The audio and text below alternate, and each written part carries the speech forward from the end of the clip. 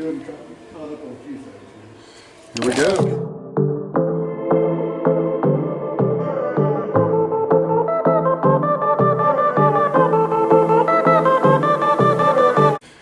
Okay, we decided to go through the fender wells.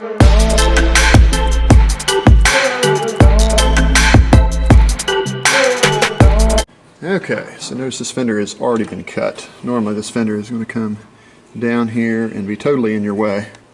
But fortunately, this is the second time this job's been done, so this inner fender has already been cut out. So if you decide to go through the fender well, know that you will have to do some cutting.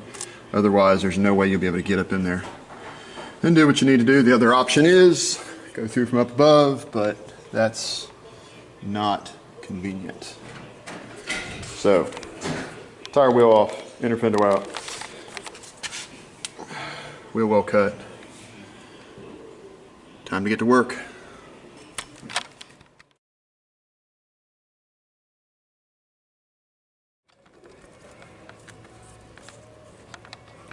Now watch as I spill all the fuel on the ground.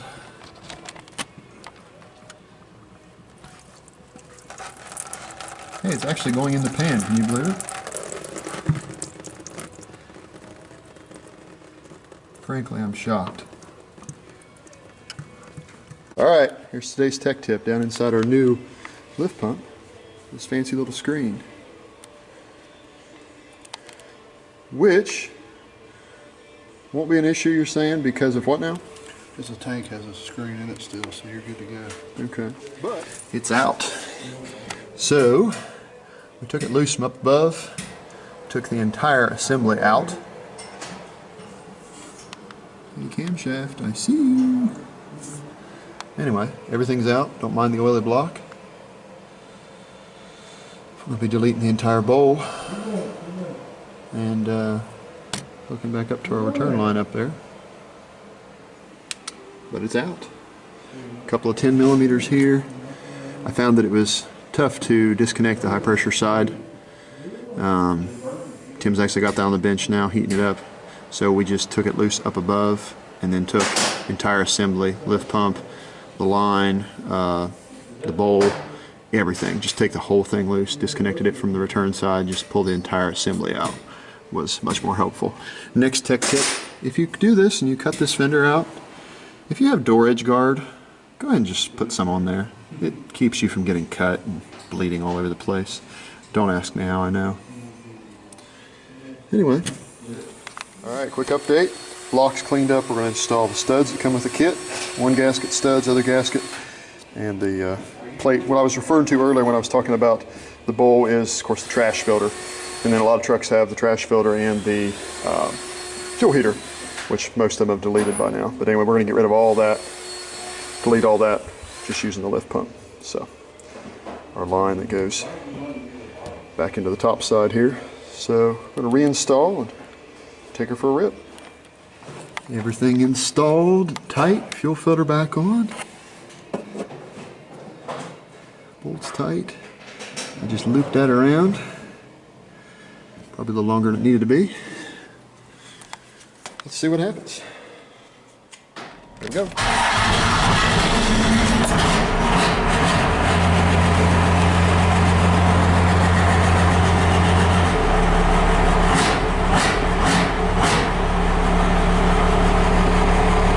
Sounds good to me. All right, we're on the road.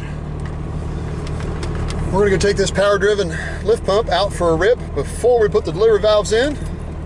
That way we got an accurate idea of exactly what this did for me. Of course, I do not have a fuel pressure gauge, so it's going to be hard to tell for sure, but I know before this thing didn't sound real good. You could tell it started to kind of run out of fuel pressure at high RPMs. Anytime you really ratted on it, it was okay down low, but you get up 3 grand or so and it wasn't happy.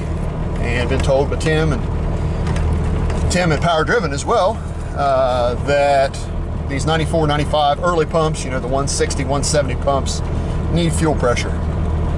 So hopefully now we've got fuel pressure. Definitely a worthwhile upgrade. Truck is smooth.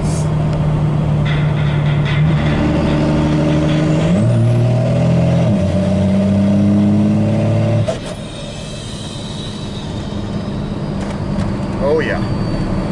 So just a quick wrap up on the power-driven diesel hot rod lift pump install. Big shout out to Power Driven Diesel. This was worth it. This is worth your time, worth your money. If you're a 12 valve owner and you make over 400 horse even, and you don't want to have to do the hassle of doing a complete FAS or air dog, something like that, this is a good alternative. This really is. This is a good alternative. This is a good way to get fuel pressure that you need to make that kind of power without spending huge amounts of money. You can check it out on their website, powerdrivendiesel.com. There you go. Hot rod modified Cummins lift pump for 12 valve. And they say these are good up to 700 horse. So more power than I'm going to be making for at least the foreseeable future with this truck. So honestly, I can already see a big difference, especially if you've got one of the older trucks, one of the older 160, 175 pumps. They really do need fuel pressure, and this is a really good mod for them. So just keep that in mind. So again, huge shout out to Power Driven. Real easy kit, real simple. Get this thing put on in a couple hours, even goofing off. You're going to get a little dirty. Getting your access up inside that fender is probably the most difficult part, and not getting cut after you cut the fender is probably the other most difficult part, but the actual install itself is not bad at all. So pretty much anybody can handle it if you have any mechanical knowledge whatsoever. And if you own a 12 valve, you probably have some mechanical knowledge, because you own a 12 valve, you get it, you have to work on it. So anyway, thanks again, Power Driven Diesel, and we'll catch you in the next video.